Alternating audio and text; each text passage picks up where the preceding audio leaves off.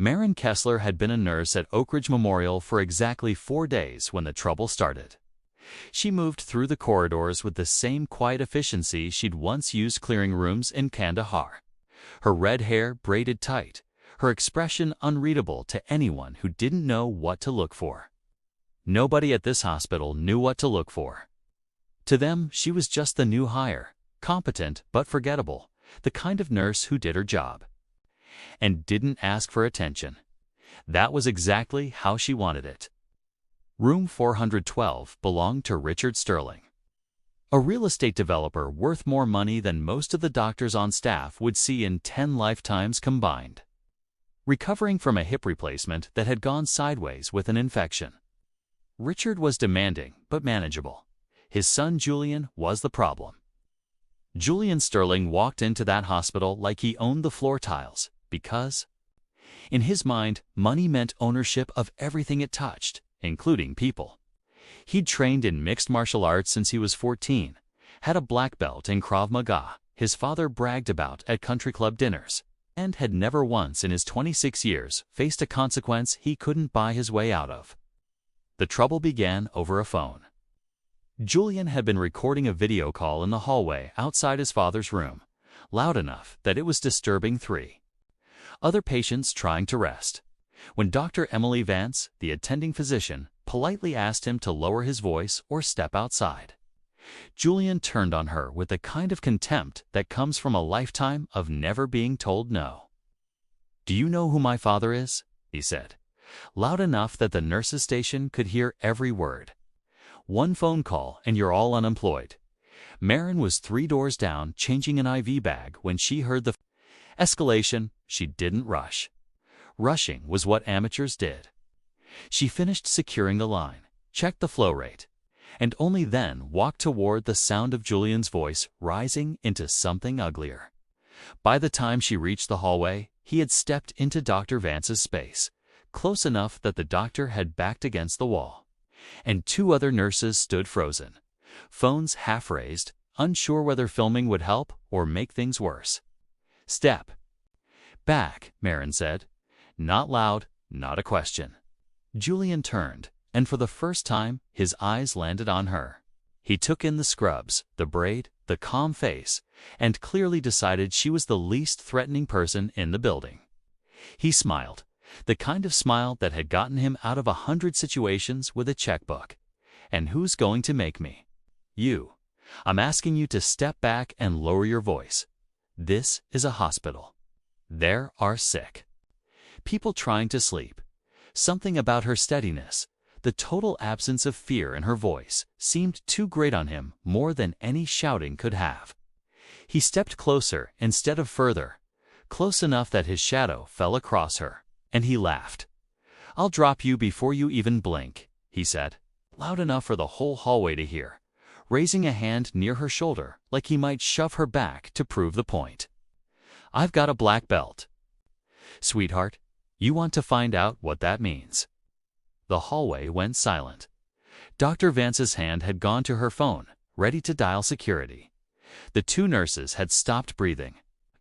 Somewhere behind them, an elderly patient in a doorway watched with quiet, tired eyes, the way people watch storms they've seen before and know how to survive. Maren didn't move. She didn't flinch, didn't step back, didn't raise her voice to match his. She simply looked at him with an expression that had once made insurgent commanders reconsider their next move, and said very quietly, "You really don't want to do that." Julian laughed again, but there was a flicker in it now. Something uncertain creeping into the bravado, because normal people didn't stand this still when threatened. Normal people flinched. Normal people looked for an exit. Maren looked like she was waiting, patient and unbothered, the way a predator waits when it already knows the outcome. "Is that a threat?" he said, trying to recover his footing. "It's a fact," she said. "Lower your hand, lower your voice, and we can both go back to pretending this didn't happen." For a long moment, nobody in that hallway breathed. Julian's hand hovered near her shoulder, his pride warring with something instinctive telling him to back away. some ancient part of his brain recognizing a stillness that didn't belong to a hospital nurse. He didn't know it yet, but he was standing in front of someone who had led men through gunfire in 3 countries, who had made calls that decided whether people lived or died, who had walked through hell and come out the other side calm precisely because nothing left in daily life could rattle her anymore. He didn't know it. And in the next few seconds, he was about to find out exactly what kind of mistake he'd made. If you're feeling the tension building right now, that's exactly why this channel exists. Stories about quiet people who turn out to carry storms behind their calm. Hit subscribe before we go into Chapter 2. Because what happens next when Julian Sterling finally makes his move is the moment this entire story has been building toward. Julian made his mistake in less than a second.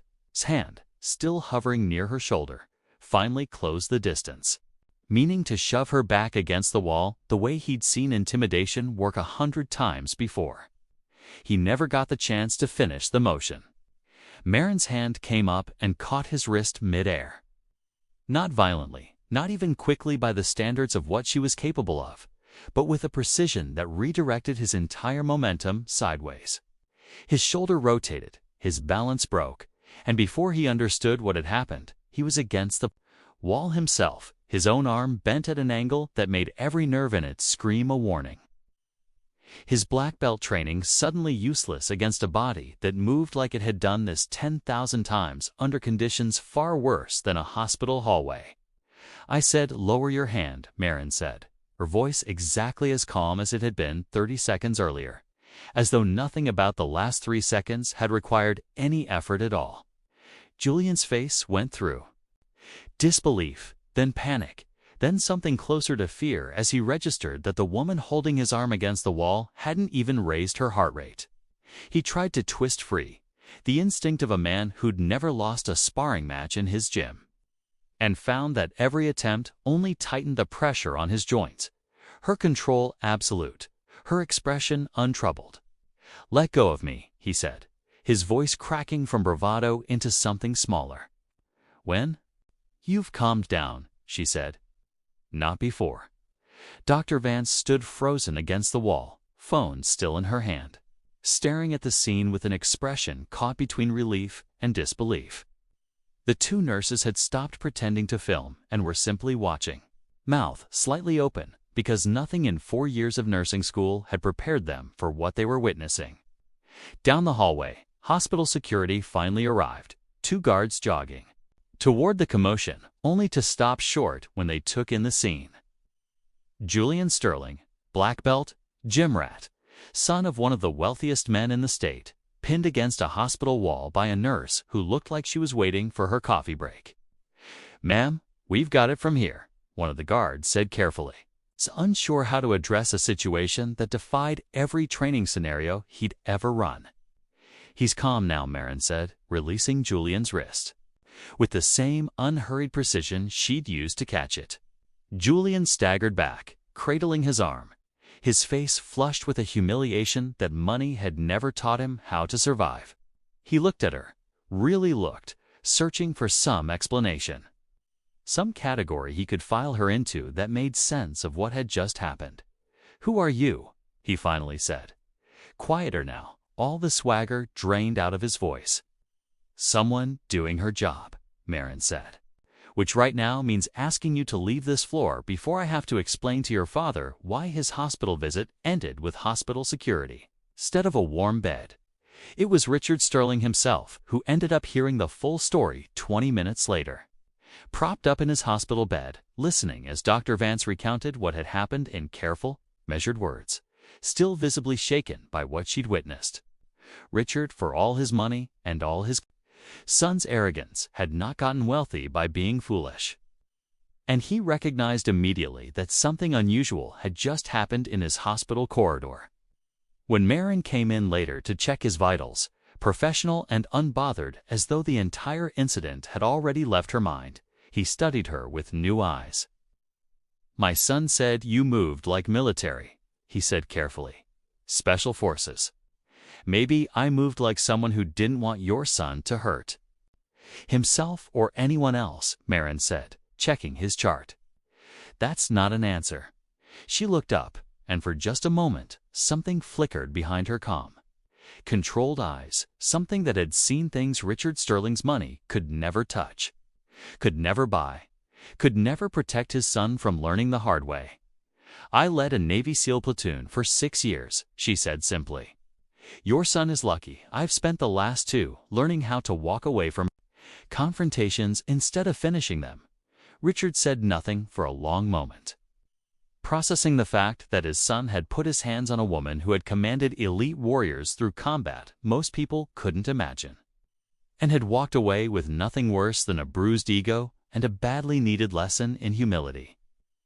When Julian came to visit his father later that evening, subdued and uncharacteristically quiet, Richard simply looked at him and said, "You have no idea how close you came to learning a very expensive lesson today. Apologize to that nurse and mean it." Julian found Maren at the nurse's station an hour later, his apology halting and genuine in a way nothing about him had been that morning.